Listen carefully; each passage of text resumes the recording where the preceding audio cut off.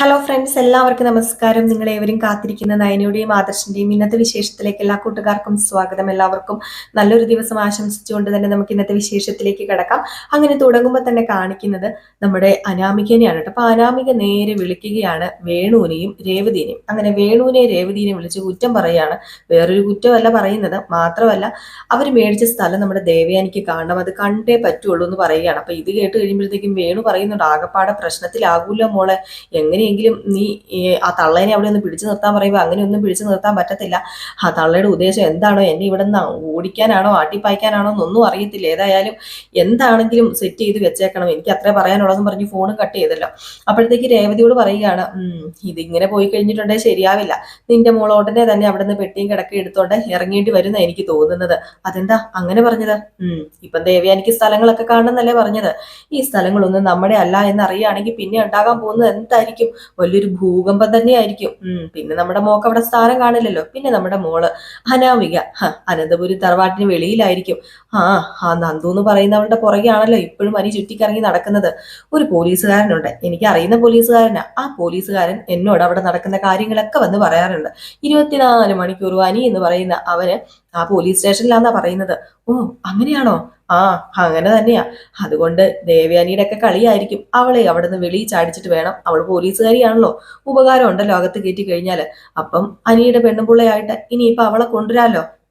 അതിന് നമ്മുടെ മോള് സമ്മതിക്കുന്നു തോന്നുന്നില്ല. അവളതിന് സമ്മതിക്കില്ല. അവളതിന് സമ്മതിച്ചില്ലെങ്കിലും അവര് കൂട്ടിക്കൊണ്ട് വന്നതല്ലേ. അനാമികയെ വെളിയിൽ ചാടിച്ചു കഴിഞ്ഞിട്ടുണ്ടെങ്കിൽ അവർക്ക് സിമ്പിൾ ആയിട്ട് അവളെ കൂട്ടിക്കൊണ്ട് വരാം. അവൻ ആ സ്പോട്ടിൽ തന്നെ പോയി അവളെ കൂട്ടിക്കൊണ്ട് വരികയും ചെയ്യും. അവള് തന്നെയായിരിക്കും പിന്നെ അനന്തപുരി തറവാട്ടിലെ ഇളയ മരുമകള്. ഇതൊക്കെ തന്നെ ഉണ്ടാകാൻ പോകുന്നത്. നോക്കിക്കോ, ഇങ്ങനെ ഉണ്ടാകാൻ പോവാന്ന് പറഞ്ഞ് നോക്കിയിരുന്നാല് നമ്മൾ വിചാരിച്ച കാര്യങ്ങളൊന്നും നടക്കില്ലല്ലോ വേണുവേട്ടാ. എന്തെങ്കിലും പരിഹാര മാർഗം ഉണ്ടോ എന്ന് ഞാൻ നോക്കട്ടെ എന്നൊക്കെ പറഞ്ഞ് ഞാൻ ചിന്തിച്ചിരിക്കുകയാണ് കേട്ടോ. ഇത് കഴിഞ്ഞ് പിന്നെ കാണിക്കുന്ന സീൻ എന്ന് പറഞ്ഞു കഴിഞ്ഞിട്ടുണ്ടെങ്കിൽ നമ്മുടെ അഭിയും നവ്യയും കൂടെ നേരെ നവ്യയുടെ വീട്ടിലേക്ക് ചെല്ലുകയാണ്, നന്ദാവനത്തിലേക്ക് ചെല്ലുകയാണ്. അപ്പൊ അവിടെ ചെന്ന് ഇറങ്ങുന്നു. ഇറങ്ങി കഴിയുമ്പോഴും നമ്മുടെ ഗോവിന്ദനും അതുപോലെ തന്നെ കനകയും ഇറങ്ങി വരുന്നുണ്ട്. പക്ഷെ അവർക്ക് വലിയ മുഖത്ത് വലിയ തെളിച്ചൊന്നുമില്ല. അപ്പൊ കൊച്ചിനെ കണ്ടപ്പോ പിന്നെ തെളിയാതിരിക്കാൻ പറ്റത്തില്ല. അങ്ങനെ കൊച്ചിനെ അടുത്ത് ഇങ്ങനെ കൊഞ്ചിക്കുന്നുണ്ട്. മോനെ ചക്കരേ, അമ്മമ്മയുടെ മുത്തേ എന്നൊക്കെ പറഞ്ഞ് ഇങ്ങനെ കൊഞ്ചിക്കുകയാണ്. അപ്പോഴത്തേക്ക് ഇവരകത്തേക്ക് കയറി വന്നു. അകത്തേക്ക് കയറി വന്നിട്ട് അവിടെ നിൽക്കാൻ പറ്റത്തില്ലാത്ത ഒരു അവസ്ഥയാ. എന്താ പ്രശ്നം എന്നറിയാമോ ഇപ്പൊ അവിടെ എന്നും പറഞ്ഞുകൊണ്ട് അങ്ങ് വിവരിക്കാൻ തുടങ്ങി കേട്ടോ. അപ്പോഴത്തേക്കും നമ്മുടെ അഭിയുടെ കവിളിൽ കുറച്ച് പാടൊക്കെ കിടപ്പുണ്ട്. അത് വേറൊന്നുമല്ല, നമ്മുടെ മൂർത്തി മുത്തച്ഛൻ തല്ലിയ പാടാണ്. അപ്പൊ ആ തല്ലിയ പാട് കാണിച്ചു കൊടുത്തിട്ട്, കണ്ടില്ലേ ആ കിളവൻ തല്ലിയതാന്ന് പറഞ്ഞപ്പോ, കിളവനോ, നീ എന്തിനാടി കിളവൻ എന്നൊക്കെ വിളിക്കുന്നത്? അങ്ങനെയൊന്നും വിളിക്കാൻ പാടില്ല എന്നറിയില്ലേ? പിന്നെ കിളവൻ എന്നല്ലാതെ പിന്നെ എന്താന്നാ ഞാൻ അച്ഛാ വിളിക്കേണ്ടത്? എന്റെ അഭി ഒരു തെറ്റും ചെയ്തിട്ടില്ല. തെറ്റ് ചെയ്തവരെ അകത്ത് കയറ്റി വെച്ചിട്ട് ഇപ്പൊ തെറ്റ് ചെയ്യാത്ത എന്റെ അഭിയെ ശിക്ഷിച്ചുകൊണ്ടിരിക്കുക. അതൊക്കെ കാണുമ്പോഴേ എനിക്ക് വല്ലാത്തൊരു മാനസികാവസ്ഥ അനുഭവപ്പെടുന്നത്. ഞാൻ എന്താ ചെയ്യേണ്ടത്? എനിക്ക് വയ്യ. നയനയോട് പറഞ്ഞു കഴിഞ്ഞിട്ടുണ്ടെങ്കിൽ അവക്കൊന്നും മനസ്സിലാകത്തുമില്ല. എന്റെ അഭി എന്ത് തെറ്റ് ചെയ്തു? ഒരു തെറ്റും ചെയ്തിട്ടില്ല. അല്ല പിന്നെ വെറുതെ എന്തിനാ അഭിയുടെ കവിളില് ഇത്രയും പാട് വന്ന് കിടക്കുന്നത്? അത് അത് പിന്നെ അത് വേറൊന്നുമല്ല. അഭിയുടെ കവിളില് പാട് വരാൻ കാരണമേ, അഭി ജ്വല്ലറി കൊടുത്തപ്പം ബില്ല് കൊടുത്തില്ല. അങ്ങനെ ബില്ല് കൊടുക്കാതെ വരുമ്പോൾ നമുക്ക് കുറച്ച് ലാഭമൊക്കെ ഉണ്ടാവില്ലേ?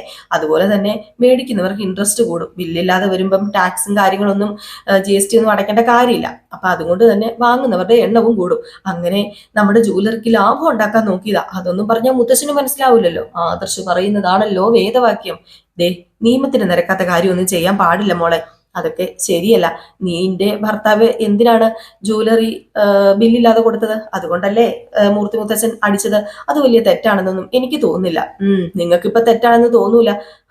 അതല്ല, എന്തോ മാറ്റങ്ങളൊക്കെ സംഭവിച്ചിട്ടുണ്ട്. പിന്നെ നയനെ ഒന്ന് വിളിച്ച് പറഞ്ഞേരെ, മര്യാദയ്ക്ക് ഇരുന്നോളാൻ. അവളാണെന്ന് തോന്നുന്നു ഇതിനെല്ലാത്തിനും കാരണം.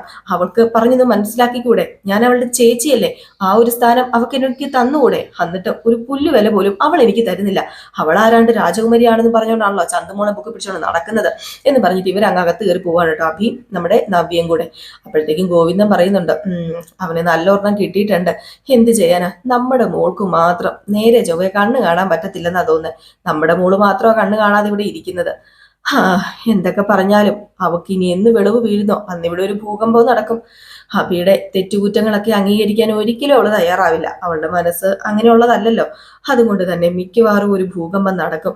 അല്ല ഗോവിന്ദേട്ടാ, എനിക്ക് പേടിയാവുക. ഇങ്ങനെ പോയി കഴിഞ്ഞാൽ എന്താ? ഇങ്ങനെ പോയാൽ ഒന്നും ശരിയാവില്ല. എന്തെങ്കിലും സത്യങ്ങളൊക്കെ നവ്യ അറിയണം. അവൻ കണ്ടില്ലേ, കുറ്റങ്ങളെല്ലാം ചെയ്ത് തെറ്റും ചെയ്തിട്ട് അവന് മുഖം മൂടിയിട്ട് നവ്യയുടെ മുമ്പിലൂടെ നടക്കുന്നത് കണ്ടില്ലേ? ഈ സമയത്ത് പിന്നെ കാണിക്കുന്ന നമ്മുടെ അഭിനെയും നവ്യേനെയും ആട്ടോ. അങ്ങനെ നമ്മുടെ അഭി പറയുക, എന്തോ മാറ്റം സംഭവിച്ചിട്ടുണ്ട് നവ്യെ, നിന്റെ അച്ഛനും അമ്മയ്ക്കും.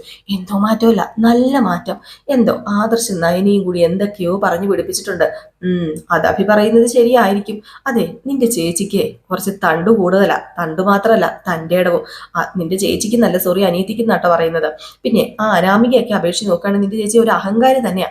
അനാമിക ഇപ്പൊ നമ്മുടെ കൂടെയൊക്കെ നിൽക്കാറുണ്ടല്ലോ. അതൊക്കെ ശരിയാ. പക്ഷെ അനാമികയുടെ കയ്യിലിരിപ്പ് അത്രയ്ക്ക് ശരിയൊന്നുമല്ല. പിന്നെ ദേ നീ ഒരു കാര്യം ഓർത്തോ? ദേ നിന്റെ അനിയത്തി നന്ദു ഉണ്ടല്ലോ, അവള് വീട്ടിലേക്ക് കടന്നുകൂടാൻ വേണ്ടി ചെറിയൊരു താല്പര്യമൊക്കെ കാണിക്കുന്നുണ്ട്. പറയാതിരിക്കാൻ വയ്യ, നിന്റെ അനിയത്തി ആണെങ്കിലും.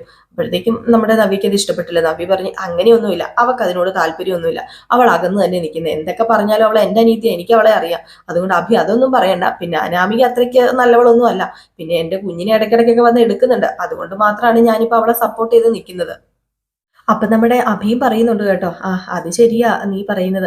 അവക്ക് നമ്മുടെ കുട്ടിയോട് ഭയങ്കര സ്നേഹം, അവള് ചന്തുമോളെ മൈൻഡ് ചെയ്യാറില്ല എന്ന് പറയുന്നുണ്ട്. അപ്പോഴത്തേക്ക് അഭി പറയാണ്, എന്നാ പിന്നെ ഞാൻ പോയിട്ട് വരട്ടെ, നിനക്ക് എന്തെങ്കിലും മേടിക്കാനുണ്ടോ? എന്തെങ്കിലും മേടിക്കണേ ഞാൻ മേടിച്ചിട്ട് വരാം. എനിക്കിപ്പം തൽക്കാലം ഒന്നും മേടിക്കാനില്ല അഭി എന്ന് പറയാണ്. അങ്ങനെ അഭി വെളിയിലേക്ക് ഇറങ്ങി പോകുമ്പോ അവിടെ കനകയും ഗോവിന്ദനും ഉണ്ട് കേട്ടോ. അങ്ങനെ കനകയും ഗോവിന്ദനോടും പറയാ, അച്ഛനും അമ്മയ്ക്കും ഇതൊരു വിശ്വാസമായിട്ടില്ലെന്ന് തോന്നുന്നു എന്നെ. അല്ല, നിങ്ങൾക്ക് എന്തോ ചെറിയ മാറ്റങ്ങളൊക്കെ ഉണ്ടല്ലോ, എന്തു പറ്റി എന്ന് ചോദിച്ചപ്പോഴത്തേക്ക്, ഹേയ് ഒന്നുമില്ല മോനെ, എന്ത് മാറ്റം, ഒരു മാറ്റവും ഇല്ല. അല്ല, ഞാനേ ജ്വല്ലറി പോവാ, ഇപ്പൊ കുറച്ച് തിരക്കും കാര്യങ്ങളൊക്കെയാ. ജ്വല്ലറി പോകുന്നതൊക്കെ കൊള്ളാം, തിരക്കും കാര്യങ്ങളൊക്കെ ആണെങ്കിലും സത്യസന്ധമായിട്ട് കാര്യങ്ങളൊക്കെ നോക്കിക്കോണം. അത് പിന്നെ അതെന്താ അങ്ങനെ പ്രത്യേകിച്ച് എടുത്തു പറയാൻ കാരണം, ഞാൻ സത്യസന്ധമായിട്ട് തന്നെയാണ് നോക്കുന്നത്. അപ്പൊ നിങ്ങൾക്കും എന്നെ വിശ്വാസമില്ല, എന്നെ എന്തിനാ അവിശ്വസിക്കുന്നത്? ഞാൻ സത്യസന്ധമായിട്ട് എല്ലാ കാര്യങ്ങളും ചെയ്യുന്നത്. മാത്രമല്ല, ഞാൻ ജ്വല്ലറി മുന്നോട്ടേക്ക് കൊണ്ടുപോകുന്നത് എന്റെ ബിസിനസ് പ്ലാനോട് കൂടിയാ. അതിനാരും സമ്മതിക്കുന്നില്ലല്ലോ. അതിനുവേണ്ടി ഒരു ചെറിയ പ്ലാൻ ചെയ്ത് നോക്കിയപ്പോ അത് വലിയൊരു തെറ്റ്, കുറ്റം. അല്ല മോനെ, ഞങ്ങൾ പറഞ്ഞത് നിനക്ക് മനസ്സിലാവുന്നുണ്ടായിരിക്കും. വേറൊന്നും കൊണ്ടും അല്ല പറഞ്ഞത്. നീ കാരണം ഇനി ഒരു പ്രശ്നം ഉണ്ടാകരുത്, അതുകൊണ്ടാണ് ഞങ്ങൾ പറഞ്ഞതെന്ന് പറഞ്ഞപ്പം ആയിക്കോട്ടെ എന്ന് പറയും. അപ്പൊ നമ്മുടെ നന്ദു വരുന്നുണ്ട്. അപ്പൊ നന്ദുവിനെ കണ്ടതും, SI സാർ ഇവിടെ ഉണ്ടായിരുന്നോ? ഞാനിവിടെയൊക്കെ തന്നെ ഉണ്ടായിരുന്നു. പിന്നെ ഞാൻ എവിടെ പോകാനാ, ഇപ്പൊ സ്റ്റേഷനിലേക്ക് പോകാൻ ഇറങ്ങിയതാ. സ്റ്റേഷനിലേക്ക് പോകാൻ ഇറങ്ങിയതാണല്ലേ. ഏതായാലും ഞാനേ ജ്വല്ലറിയിലേക്ക് പോട്ടെ, കുറച്ച് തിരക്കും കാര്യങ്ങളൊക്കെ ഉണ്ട്. പിന്നെ അറിയാലോ അവിടുത്തെ കാര്യങ്ങളൊക്കെ എങ്ങനെയാ എന്നൊക്കെ. ആദർശേട്ടൻ ഇപ്പോഴും ഓരോ ദിവസം ചെല്ലുന്തോറും വഷളായിക്കൊണ്ടിരിക്കുകയാണ്. ഞാൻ പണ്ടൊക്കെ തെറ്റ് ചെയ്യായിരുന്നു വിവാഹത്തിന് മുമ്പ്. അതിനുശേഷം ഞാൻ ഒരു തെറ്റും ചെയ്തിട്ടില്ല. അങ്ങനെ തെറ്റ് ചെയ്യേണ്ട കാര്യം എനിക്കില്ല. പക്ഷെ തെറ്റ് ചെയ്തവരെ കൂട്ടുപിടിച്ച് ഇപ്പം അവിടെ വേറെ തിരിമറിയൊക്കെയാണ് നടന്നുകൊണ്ടിരിക്കുന്നത്. ഞാൻ ചെയ്യുന്ന തെറ്റാണല്ലോ വലിയ തെറ്റ്, അതാണല്ലോ വലിയ ഭൂകമ്പമായിട്ട് എല്ലാവരും കാണുന്നത് എന്നൊക്കെ പറയാണ്. അപ്പൊ ഇതൊക്കെ കേട്ട് കഴിഞ്ഞപ്പോഴത്തേക്കും നമ്മുടെ നന്ദുവിന് ചൊറിഞ്ഞ് കയറി വരികയാണ് കേട്ടോ. അപ്പൊ നന്ദുവിനൊന്നും പറയാനും പറ്റത്തില്ലാത്തൊരവസ്ഥ. നന്ദു ആണെങ്കിൽ നിന്നെ ലോക്കപ്പിൽ കൊണ്ടിട്ട് രണ്ട് കുത്തണം എന്ന് എനിക്ക് ഉണ്ടറാ. പക്ഷെ എങ്ങനെയാ നിന്നെ കുത്തുന്നത്? കുത്താൻ പറ്റുമായിരുന്ന ഒരു ചാൻസ് കിട്ടുവാണെങ്കിൽ ഞാൻ കുത്തിയേനെ എന്നൊക്കെ ഇങ്ങനെ മനസ്സിൽ ഇങ്ങനെ പറയാണ് കേട്ടോ. ഏതായാലും ഇതിന് ശേഷം കാണിക്കുന്ന സീൻ എന്ന് പറഞ്ഞാല് വേണുവിനെ രേവതിനെയാണ്.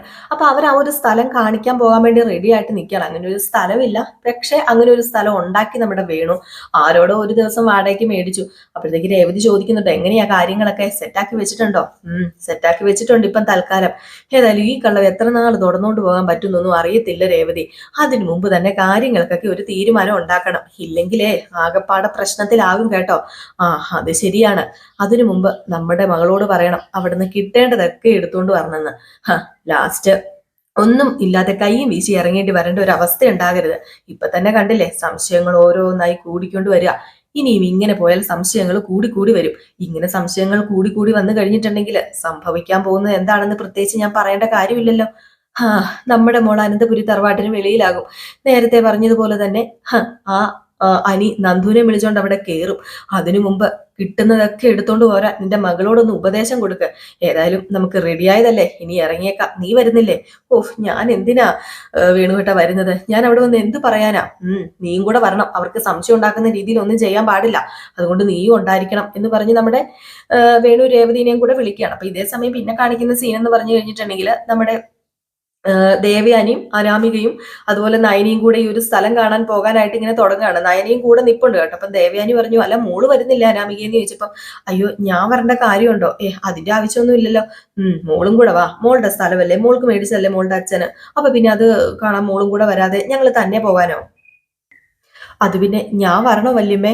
അത് കൊള്ളാം. മോളുടെ സ്ഥലം നോക്കാൻ പോകാൻ വേണ്ടി പിന്നെ മോള് വരാതെ പിന്നെ ആരാ വരേണ്ടത്? അതുകൊണ്ടേ മോള് വാ. അപ്പോഴത്തേക്ക് നമ്മുടെ നയന പറഞ്ഞു, എന്താ അനാമികയ്ക്കൊരു ബുദ്ധിമുട്ട് പോലെ? ഏയ് എനിക്കൊരു ബുദ്ധിമുട്ടുമില്ല. എന്ത് ബുദ്ധിമുട്ട്? ഒരു ബുദ്ധിമുട്ടും എനിക്കില്ല. എന്നാ പിന്നെ ബാ മോളെ നമുക്ക് പോകാം എന്ന് ദേവയാനി. അങ്ങനെ ഇവര് സ്ഥലം നോക്കാൻ വേണ്ടി ഇങ്ങനെ പോകാൻ തുടങ്ങാണ് കേട്ടോ. അനാമികയ്ക്കാണെങ്കിൽ എന്ത് ചെയ്യണം എന്നൊന്നും അറിയാൻ പറ്റത്തില്ലാത്തൊരവസ്ഥ. മൊത്തം പച്ചക്കള്ളമാണല്ലോ പറഞ്ഞു വെച്ചിരിക്കുന്നത്. അത് കഴിഞ്ഞപ്പോഴത്തേക്കും നമ്മുടെ അനാമിക മനസ്സിൽ പറയേ, എനിക്കറിയാടി നയനെ, ഇതിന്റെ പിന്നിലുള്ള ബുദ്ധി നിന്റെ ആണെന്ന്, നീ നിന്റെ അമ്മായിയമ്മനെ കുത്തി ഇളക്കി വിടുന്നതാണെന്ന് എനിക്ക് നന്നായിട്ട് അറിയാടി എന്നൊക്കെ പറഞ്ഞുകൊണ്ടാണ് പോകുന്നത് കേട്ടോ. ഏതായാലും നമ്മുടെ വേണുവും ആ ഒരു സ്ഥലത്തേക്ക് ചെല്ലുകയാണ്. അപ്പൊ ഏതോ ആരുടെയോ ഒരു സ്ഥലം, ആ സ്ഥലമാണ് കേട്ടോ അങ്ങനെ അവരുടെ സ്ഥലമാണെന്നും പറഞ്ഞുകൊണ്ട് ഇങ്ങനെ കണ്ടുവച്ചിരിക്കുന്നത്. അപ്പോഴത്തേക്ക് നമ്മുടെ രേവതി ഇറങ്ങിയിട്ട് പറഞ്ഞു, അല്ല ഇതാണോ സ്ഥലം? മുമ്പ് വന്ന പോലെ ഈ സ്ഥലത്തിന്റെ ഓണർ എങ്ങാനും ഇങ്ങോട്ടേക്ക് വരുമോ? ഓണർ ഇവിടെ ഇല്ല, വിദേശത്താ. അതൊക്കെ ഉറപ്പാക്കിയിട്ടല്ലേ ഞാൻ ഇങ്ങോട്ടേക്ക് വന്നത്. എന്നാ പിന്നെ കുഴപ്പമില്ല. അല്ല, ഇങ്ങനെ കള്ളം പറഞ്ഞ് എത്ര കാലം പിടിച്ചു നിൽക്കാൻ പറ്റും? അല്ല, നമ്മുടെ മോളില് അനന്തപുരി തറവാട്ടിൽ എത്ര നാൾ പിടിച്ചു നിൽക്കൂടി? ഇന്നല്ലെങ്കിൽ നാളെ പുറത്തു വരുമല്ലോ. അതുവരെ കള്ളം പറഞ്ഞ് മുന്നോട്ടേക്ക് പോകാം, അല്ലാതെ വേറെ നിവൃത്തിയില്ലല്ലോ.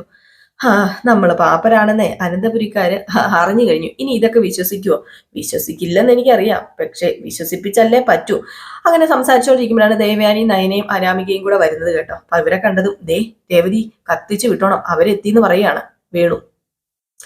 അങ്ങനെ നമ്മുടെ ദേവയാനി അനാമികയും നയനയും വന്നു. അങ്ങനെ ദേവയാനി ചുറ്റുമൊക്കെ ഒന്ന് നോക്കാണ് കേട്ടോ. ഏതായാലും ഈ സമയത്ത് നയന പറയുന്നുണ്ട്, ഇത് വേറെ ആരുടെയോ സ്ഥലം അമ്മേ, അവര് ചുമ്മാ ഓരോന്ന് കൊണ്ട് കാണിക്കുന്ന. അതെനിക്കും അറിയാലോ മോളെ, ഇത് വേറെ ആരുടെയോ സ്ഥലം തന്നെയാ, അവര് ചുമ്മാ ഓരോന്ന് കൊണ്ട് കാണിക്കുന്നതാണെന്നൊക്കെ എനിക്കറിയാം. തള്ളയും തന്തയും തള്ളയും നിൽക്കുന്ന കണ്ടില്ലേ, അഭിനയിച്ചുകൊണ്ട്, കൂടെ മോളും. ഏതായാലും ഈ അഭിനയത്തിന്റെ കൂടെ നമുക്ക് അങ്ങോട്ട് പോകാം എന്ന് പറഞ്ഞാൽ അവരുടെ മുമ്പിലേക്ക് ചെല്ലാണ്. അങ്ങനെ വേണു പറയാ, എങ്ങനെയുണ്ട് സ്ഥലം? നല്ല കണ്ണായ സ്ഥലം തന്നെയാണ്, ഇവിടെ ഉടനെ തന്നെ ഒരു വീട് വെക്കണം. ചിങ്ങത്തിൽ തന്നെ പണി തുടങ്ങണമെന്നാ ഞങ്ങൾ ആഗ്രഹിക്കുന്നത്. ചിങ്ങത്തിലോ? അതിങ്ങ് അടുത്തല്ലോ. അടുത്തു, ഉടനെ തന്നെ പണി തുടങ്ങിയേക്കാം. അല്ല, ഇപ്പോഴും ദേവയാനി ചേച്ചിക്ക് ഞങ്ങളെ സംശയം ഉണ്ടല്ലേ, അതുകൊണ്ടാണല്ലോ ഇങ്ങനെ ഒരു സ്ഥലം കാണണം ഉണ്ടോ എന്നൊക്കെ ചോദിക്കാൻ ഇങ്ങോട്ട് വന്നത്. സംശയമൊന്നുമില്ലടോ. പിന്നെ എന്റെ മരുമകളെ തന്നെയാണല്ലോ ഈ നിൽക്കുന്ന അനാമികയും. എനിക്ക് എന്റെ മകൻ തന്നെയാണ്. അപ്പൊ ഇതും എന്റെ മരുമകള് തന്നെയാണല്ലോ. അപ്പൊ അവളുടെ വീടൊക്കെ ഒന്ന് കാണണ്ടേ ഞാന്. അങ്ങനെയല്ലേ വേണ്ടത്. പിന്നെ നെക്ലേസ് വിറ്റിട്ടൊക്കെ, സ്വർണ്ണമൊക്കെ വിറ്റിട്ട് എടുത്തതാണല്ലോ. അപ്പൊ നമുക്കൊരു ഉത്തരവാദിത്വമൊക്കെ വേണ്ടേടോ, അതുകൊണ്ടാ. അല്ല, പണി ആരെ ഏൽപ്പിക്കുന്നത്? അപ്പോഴത്തേക്ക് നമ്മുടെ നയന പറഞ്ഞു, നമുക്ക് പണി കിരണേട്ടനെ ഏൽപ്പിച്ചാലോ? കിരണേട്ടനാണെങ്കിൽ കൺസ്ട്രക്ഷൻ വർക്കൊക്കെ നന്നായിട്ട് ചെയ്യുന്ന ആളാണ്. അതുപോലെ തന്നെ ഇന്റീരിയർ ഡിസൈൻസ് ഒക്കെ നമ്മുടെ കല്യാണിയും ചെയ്യും. അപ്പൊ പിന്നെ അവരെ തന്നെ ഏൽപ്പിക്കാല്ലേ. ഇത് കേട്ടതും നമ്മുടെ വേണുവും രേവതിയും അതുപോലെ തന്നെ അനാമികയൊക്കെ ഞെട്ടുകയാണ് കേട്ടോ. അയ്യോ, ഇനി അവരെ ഏൽപ്പിച്ചു കഴിഞ്ഞാൽ എന്താകും അവസ്ഥ? കാരണം വേറൊന്നുമല്ല, അങ്ങനെ ഒരു സ്ഥലമോ വീടോ ഒന്നും ഇല്ലല്ലോ. അപ്പൊ ആ ഒരു ഞെട്ടലിൽ നിൽക്കുകയാണ്. അപ്പൊ വീണ്ടും വീണ്ടും നമ്മുടെ വേണു ചോദിക്കുന്നുണ്ട്, ഞങ്ങളുടെ സംശയം ഉണ്ടല്ലേ എന്ന്. അപ്പോഴത്തേക്ക് നമ്മുടെ ദേവയാനി, അതെന്താ അങ്ങനെ വീണ്ടും വീണ്ടും നിങ്ങൾ ചോദിക്കുന്നത്? ഞങ്ങൾക്ക് സംശയമൊന്നുമില്ല, ഞങ്ങൾ എന്തിനാ സംശയിക്കുന്നത്? സംശയിക്കാനായിട്ട് ഇവിടെ ഒന്നും നടന്നിട്ടില്ലല്ലോ, അതുകൊണ്ട് ഒരു സംശയം ഇല്ല എന്നൊക്കെ തന്നെയാണ് പറയുന്നത്.